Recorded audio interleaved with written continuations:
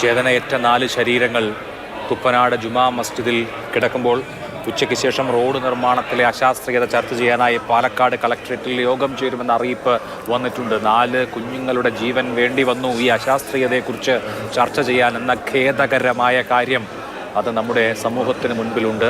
ഇപ്പോൾ ഈ 4 കുരുന്നുകൾക്ക് വേണ്ടിയുള്ള പ്രാർത്ഥന, മതപരമായ ആചാര ചടങ്ങുകൾ അവിടെ നടന്നുകൊണ്ടിരിക്കുകയാണ്. ഈ നാടിൻ്റെ മുഴുവൻ പ്രാർത്ഥന ഈ 4 കുരുന്നു മക്കളുടെയും അവരുടെ കുടുംബങ്ങളുടെയും കൂടെ ഉണ്ട്. 4 വീടുകളിലെ വെളിച്ചമാണ് അടഞ്ഞുപോയത്. ആരാണ് ഇതിന് ഉത്തരവാദി എന്നുകൂടി ആലോചിക്കേണ്ട മണിക്കൂറുകൾ ഇനി വരാനിരിക്കുന്നു. ഈ 4 പേരുടെ ജീവൻ എടുക്കേണ്ടിയിരിക്കുന്നു ഇങ്ങനെ ഒരു ചിന്ത സർക്കാരിന് അല്ലെങ്കിൽ അധികാരികൾക്ക് വരാൻ, ഈ ഒരു യോഗം ചേരാൻ ഇത് എത്രയും നേരത്തെ ആകാമായിരുന്നില്ലേ എന്നുള്ള കാര്യം അവിടെ അവശേഷിക്കുന്നുണ്ട്. ഈ പാലക്കാട് ഉപതെരഞ്ഞെടുപ്പ് നടന്ന സമയത്തും ഇവിടെ സമാനമായൊരു അപകടമുണ്ടായിരുന്നു. അതിൽ ഒരു കാർ അപകടത്തിൽ 5 ജീവനുകളാണ് നഷ്ടമായത്. ഒരു മാസം തികഞ്ഞിട്ടില്ല. ഒരു വർഷത്തിനിടയിൽ മാത്രം 10-15 ജീവനുകൾ ഇവിടെ ഈ നിരത്തിൽ, ഇതേ നിരത്തിൽ അപകടത്തിൽ പൊലിഞ്ഞിട്ടുണ്ടെന്ന കണക്കുകൾ നമ്മുടെ മുന്നിലേക്ക് വരികയാണ്. അപ്പോൾ ആരാണ് ഇത്രയധികം ജീവനുകൾ നഷ്ടമായിട്ടും ഒന്നും ചെയ്യാതെ ഒരു നടപടിയും സ്വീകരിക്കാതിരുന്നതെന്നൊരു കാര്യമുണ്ട്. എത്രയോ തവണ പരാതിയുമായി പലരുടെയും മുന്നിലേക്ക് പോയെന്ന് പ്രദേശവാസികൾ പറയുന്നു. പക്ഷേ ആരും തിരിഞ്ഞു നോക്കിയില്ല എന്നുള്ള കാര്യവും അവർ വളരെ സങ്കടത്തോടു കൂടി പങ്കുവയ്ക്കുന്നുണ്ട്. ഇപ്പോൾ നമസ്കാരം നടക്കുന്നതിൻ്റെ ദൃശ്യങ്ങളാണ് കാണുന്നത്. പാലക്കാട് കോഴിക്കോട് പാതയിൽ, ഏറ്റവും തിരക്കേറിയ പാതയിലാണ് ഈ ദാരുണമായ അപകടം ഉണ്ടായിട്ടുള്ളത്. ഇപ്പോൾ പള്ളി അകത്തളത്ത് തുപ്പനാട് ജുമാ മസ്ജിദിനകത്ത് പ്രാർത്ഥന നടക്കുകയാണ്. അതിൻ്റെ ദൃശ്യങ്ങളാണ് പ്രേക്ഷകർ കണ്ടുകൊണ്ടിരിക്കുന്നത്.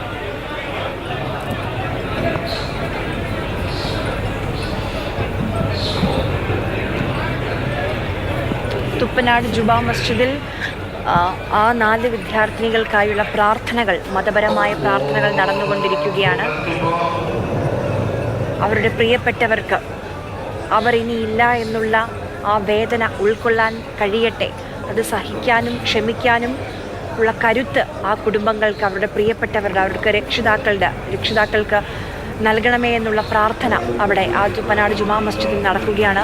മറുഭാഗത്ത് നോക്കൂ, എത്രമേൽ വേദനയുണ്ടാക്കുന്ന ഒരു കാഴ്ചയാണ്. 4 കുഴിമാടങ്ങൾ, 6 അടിയുള്ള ആ വിദ്യാർത്ഥിനികളെ ഏറ്റുവാങ്ങാൻ വേണ്ടി അവിടെ മണ്ണോട് ചേരാൻ പോവുകയാണ് ആ 4 വിദ്യാർത്ഥിനികളും. അവസാന യാത്രയിലും അവർ ഒരുമിച്ചായിരുന്നു.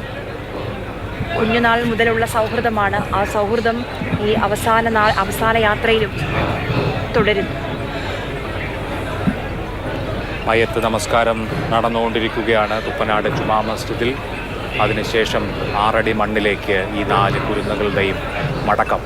ആ കുരുന്നുകളുടെ ഉറ്റവർക്കും ഉടയവർക്കും താങ്ങാനുള്ള ശക്തി ഉണ്ടാവട്ടെ, കരുത്തുണ്ടാകട്ടെ എന്ന് ആഗ്രഹിക്കുക മാത്രമേ നമുക്ക് വഴിയുള്ളൂ. ഇനി ഇതുപോലെയുള്ള ദാരുണമായ കൊലപാതകങ്ങളെന്ന് വിശേഷിപ്പിക്കാൻ കഴിയുന്ന ദാരുണമായ സംഭവങ്ങൾ നമ്മുടെ പൊതുനിരത്തുകളിൽ ഉണ്ടാകാതിരിക്കട്ടെ എന്ന് ആഗ്രഹിക്കാം.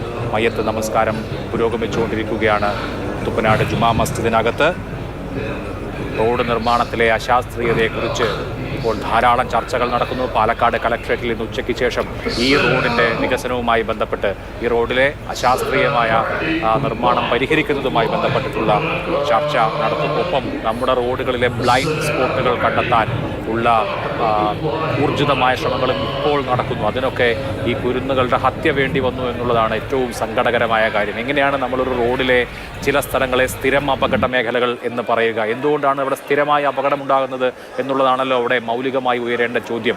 അത് നിശ്ചയമായും വാഹനം ഓടിക്കുന്ന ആളുകളുടെ കുഴപ്പം കൊണ്ടാകില്ല. അങ്ങനെയാണെങ്കിൽ ഒരു സ്ഥലത്ത് സ്ഥിരമായ അപകടം ഉണ്ടാകില്ലല്ലോ. മറിച്ച് അപകടമുണ്ടാകാനുള്ള സാഹചര്യം ആ റോഡിൽ ഉണ്ട് എന്നുള്ളത് തന്നെയാണ് അതിൻ്റെ കാരണം. ഇപ്പോൾ മയ്യത്ത് നമസ്കാരം കഴിഞ്ഞു. അതിനുശേഷം ഖബറിലേക്ക് ഇനി ഈ കുഞ്ഞുങ്ങളുടെ ശരീരം എത്തിക്കും.